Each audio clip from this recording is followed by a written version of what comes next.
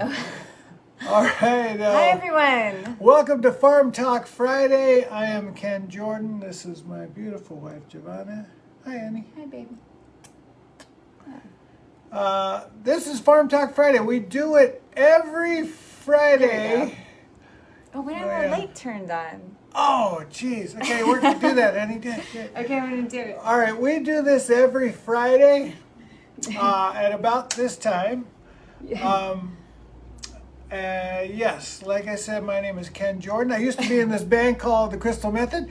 I retired and we moved down here about 7 years ago. Yep. To join this little permaculture community. Well, join this little community and practice permaculture. And my wife has a nonprofit 501c3 called Greenwave. That's why you might be sometimes watching this Farm Talk Friday on the Greenwave House page. But honey, tell us a little bit about that. Wow. Well, okay. Greenwave is... Is that what we're talking about today? Well, we're just going to do like a reset of why we're here, what we're doing. So this is all coming from, we had a friend over for dinner and she's like, hey, I'm like following your what she called it, your permaculture videos. And we loved, very cute. We loved that word, permaculture. And she's like, but I don't really know what you guys are doing. And we're like, oh, okay. You know, like maybe we should introduce that. Like so I would say we're doing this to do our part for the movement of living more harmoniously with the earth. We're not trying to be the influencer of the year, the sustainable influencer of the year, which is a thing apparently. But tell us what Greenwave is. I know. So I started, but that will be like our whole thing. You didn't tell me that we were going to. Well, we'll just hit the hot spots. All right. So down here, Greenwave assists 3 projects currently, and we're acting as a fiscal sponsor for these projects. And I won't get into what fiscal sponsorship is. You can Google that if you would like to. But the projects are a wildlife rescue center called Wild Sun, the School Futuro Verde. They're a holistic school. They're K through 12. They're in the IB program. And then we have the Karen Mogensen Reserve. So we have those 3 projects which we assist and we help kind of consult and give ideas. Sometimes they implement them and it's really fun, and you know, and sometimes. And also a program of Greenwave is the Electronic Music Alliance, EMA. Yes. And also Permaculture Pinup. And Permaculture Pinups, that's right. And don't forget about Mermaids for Modoc. Yes, I just posted something. It's a new campaign in support of our friend Captain Pete Bethune, and I just felt like I know some mermaids. We could help get the word out on Pete's work, and so it's a very specific campaign. If you are a merfolk or know any and would like to also get the word out on Pete's work, you can join us.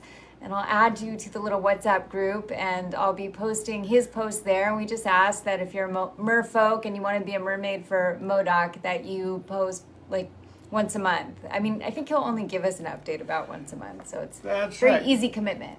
And so we are shooting from the Greenwave House property here in Costa Rica. Right in back of us up there is one of our 2 chicken tractors. That's our big one. That's the wedge-shaped mid-century modern chicken tractor. And then above Ken's head, I have a Poe feather. Poe is one of our chickens. Is the little Igloo brand chicken tractor. That's right. Okay, so we're not trying to tell anyone what to do or what they should do. We're just letting you know what we're doing.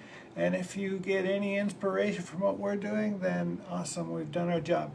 Okay, also for 12 weeks, we're covering the 12 permaculture principles. And so we are up to permaculture principle number 6. And number 6 is some of these are kind of complicated and convoluted and esoteric, and kind of hard to do. But number 6 is easy and fun. Number 6 is just simply produce no waste. And that's the goal. Of course, you're always going to produce some waste, but you can make a game out of it. Like, how empty and how little can your garbage can be for the garbage, you know? Try to put everything else somewhere else. So, you know, put your recycling in the recycling bin. Use your food scraps for animals, compost, throw it down the side of the mountain. Whoa. We're just talking about food scraps, though, not your trash. Yes, food scraps. Here in Costa Rica, they do recycling, but they don't do a lot of recycling. So a lot of things can't be recycled, and Jivana does eco bricks, like the small little pieces of plastic that can't be recycled. She stuffs them into bottles. Well, not these bottles, but bottles. Stuffs them down really, and they become really hard. That one's the art. Yeah, this is the art. And anyway, and we use them for various things. We've used them in the walls of this house. They provide insulation.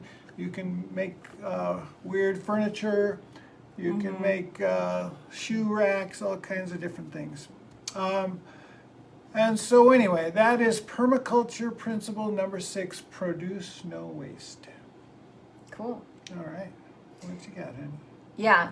So if you host football at the house and people come over and eat lots of bags of chips, you can rinse those out and dry them, and then you can cut them and stuff them into plastic bottles. Yay!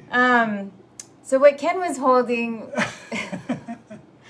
I didn't know what he was going to be talking about. I wasn't really paying attention. I'm like, you are the one that's going to talk about the permaculture principles on these shows. So, but it does kind of work. And, you know, Hope is on here, and she's not an art critic per se, because that means something specific. I don't see our friend Shayna on here, but art is, Hope has been an art curator before in her life and helped out on different set designs, and so she has good taste.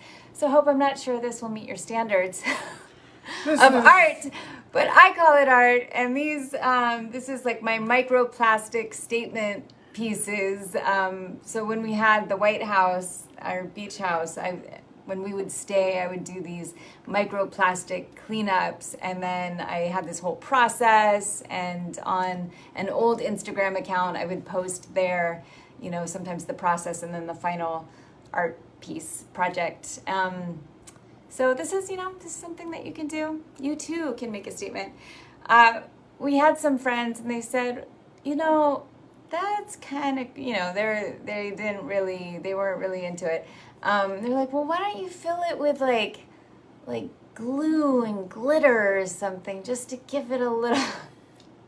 And I'm like, yeah, but then I'm just using another product. I'm like, this is what it is. And that glue and glitter would create more trash. That's what, it's like, what am I going to do with the can then? That's anyway, right. There is eco glitter, but are you wanting me to get on with my list? Well, no, your phone fell asleep. Oh, yeah. Do you have any, did you see anything interesting this week? Like any little critters or? Well. Because your squirrel thing, so Ken made an art piece today for the show that I put up on our Green Wave House page. Do you want to talk about it? I think I talked about it before, didn't I? No, I know, but it was the one where the squirrel, I'm just trying to get you to talk. Okay. As I review my notes of the week. Like, help me out here.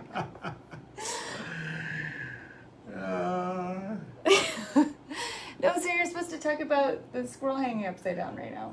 Okay. And how you made a picture of it. I didn't do that before. No, well, just give me a second. I need to look at this. My phone fell asleep. Listen, I love squirrels, and I love these other little creatures called agoutis that look kind of like a large, beautiful, cute rodent. And the squirrels here, I've said it a number of times, but they're the most beautiful squirrels in the world. They're like this auburn, chestnut, red, brown color with a black stripe. And they're only here in the southern tip of the Nicoya Peninsula. They're not in other places in Costa Rica, just here. And so for a long time when we first moved here, we had no squirrels because they did not get word yet that there is food to come steal.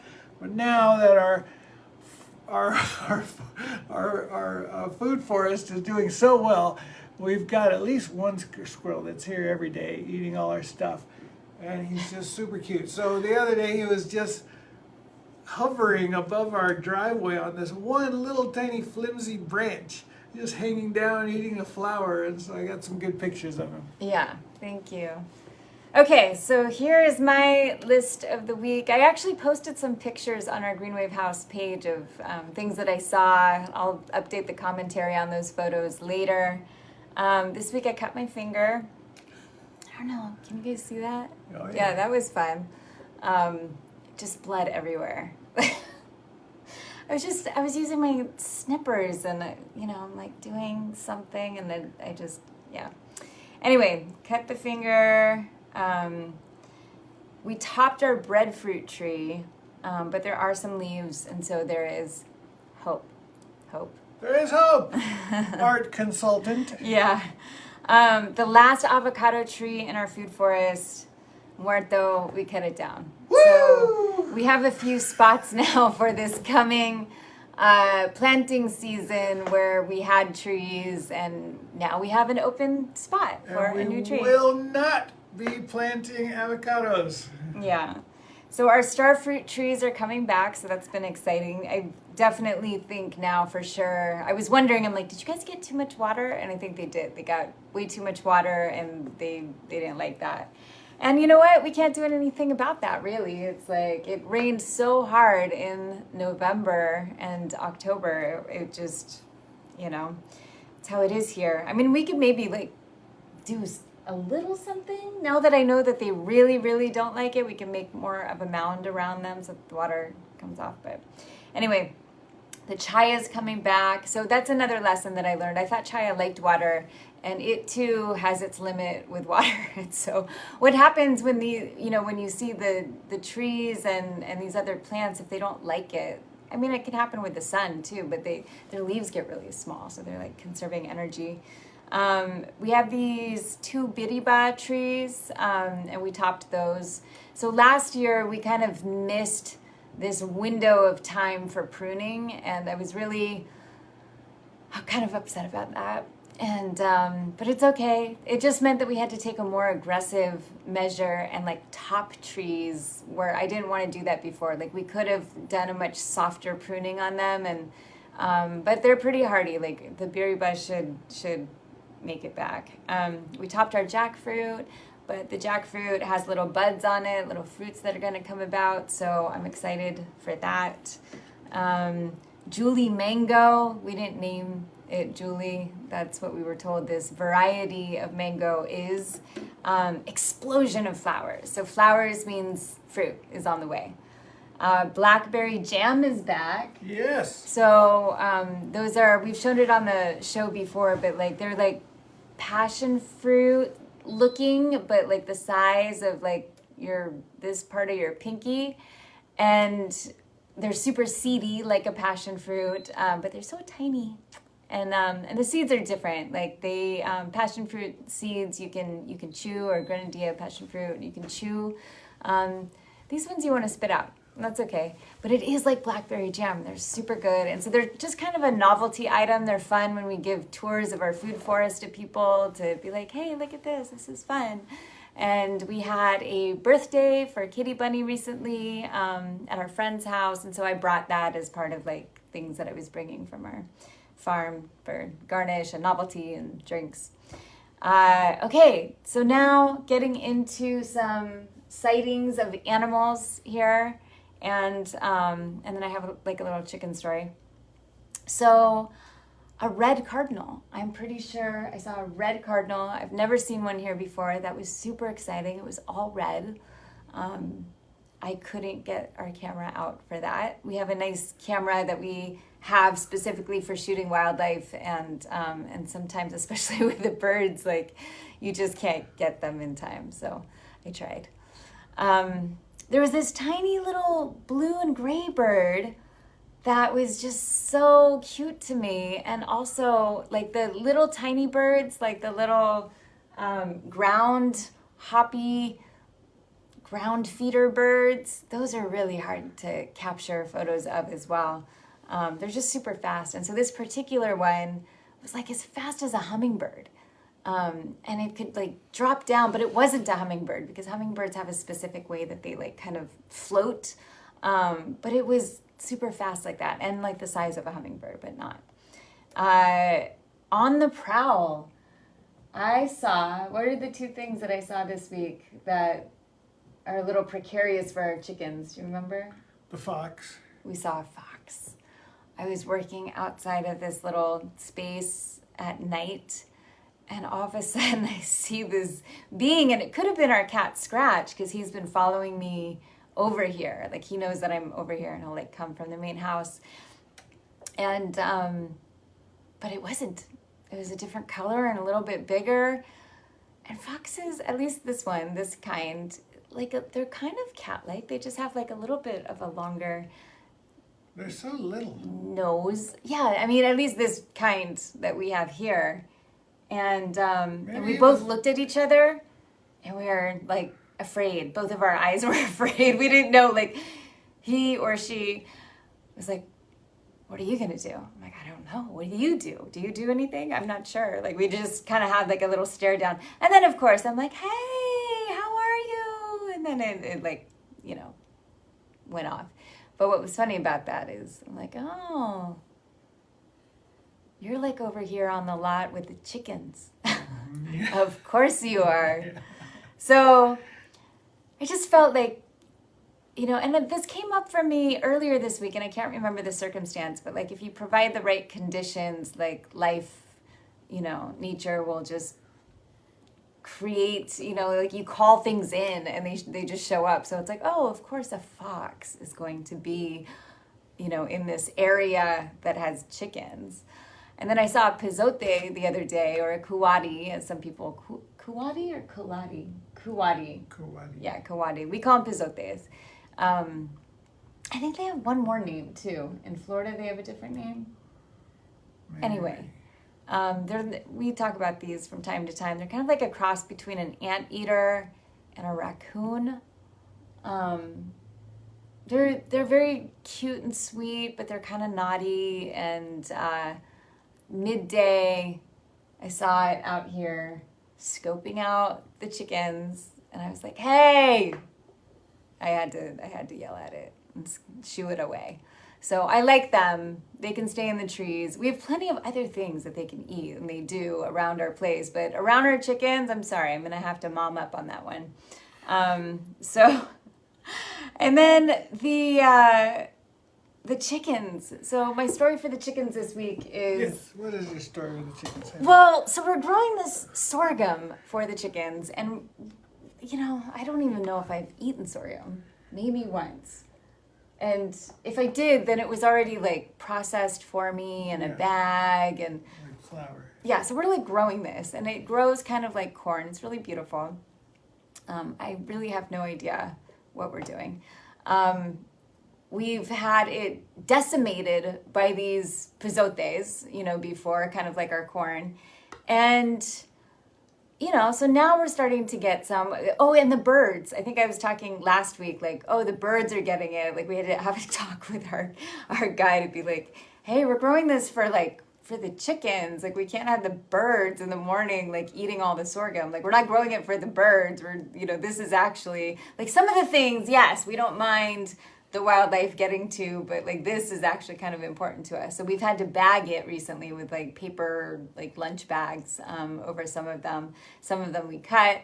I think I got some that were maybe like a little too green. I'm not sure. And then I cut some that looked kind of dried and brown. And so yesterday or the day before, I like put the little stalks upside down in the chicken tractor, because I've seen the chickens before. Like I'll throw food at them on occasion, like extra food. And if it gets stuck, then they'll jump up and try and get it. And so I thought it would be a fun enrichment for them if I hung the sorghum, and then they could like do that jumping thing and expend more energy, and it could be fun for them. I don't know. And so the first day it was in there, like they did nothing with it. And so I'm like, oh man, why are we even growing this sorghum? Like they don't even like it. But then it was all gone this morning. So there was only one left. And so I'm not sure. I would have to like walk in there, and I haven't walked into their coop today. And we do feed them. It's just we have someone else feed them. I don't mind feeding them. We love feeding them. Yeah, we love feeding them, but we just have someone else doing it. So anyway, I haven't like looked to see if they've eaten all of it or not. I will have a better update for that, but it's supposedly the sorghum's supposed to be really good for them, and maybe it'll just be one of those things where we dry it and then we put it in there just knowing that they like it, but hopefully they really do, and I can feed it to them raw and they'll enjoy it. Nothing wrong with caregivers who help. Oh, yeah. Thanks, Hope. John Ryan says, Happy National DJ Day, Ken. It's today. Our buddy Charles Feelgood posted up. Woo. LOL. Yay, Charles Feelgood. Joel McCain, hello. John Ryan, hello. So before we send off, Sarah, hello. Sarah's one of our community members here at Rancho Delicioso, our little developing eco village. Listen, John D, hello. Back to Hope. Back to permaculture principle number 6. One thing that we left out was, so the principle is to produce no waste, but it's very important to try to purchase no waste. And the idea there is, buy in bulk if you can. If you live in a city where you can buy by weight and bring in your own jars and containers, do that if you can. Try to purchase things with less packaging. Bring your own bags and boxes to the stores. So you can produce a lot less waste by paying attention how you purchase and how you shop. That's really important. Yeah. Thank you, honey. All right. Great job. So last thing I'll leave with is that we pruned our Malinche tree. A Malinche tree doesn't, as far as I know, have any internal medicinal value or food value for us, but it's really beautiful. So it has a lot of joy value. But anyways, it also was not doing well due to all of the water, but it's alive. Like you can check a tree, you can like kind of scrape in. If it's green, then it's trying. And but sometimes trees really need a boost, and they do need pruning. So we did some of that just before coming. And this branch needed to go, but it has this cute little air plant on it, and so I'm gonna just put it in another area where I think it will be happy. And that's it. So that's our update. All right. Happy weekend, everyone. Have a great weekend. See you next week on Farm Talk Friday.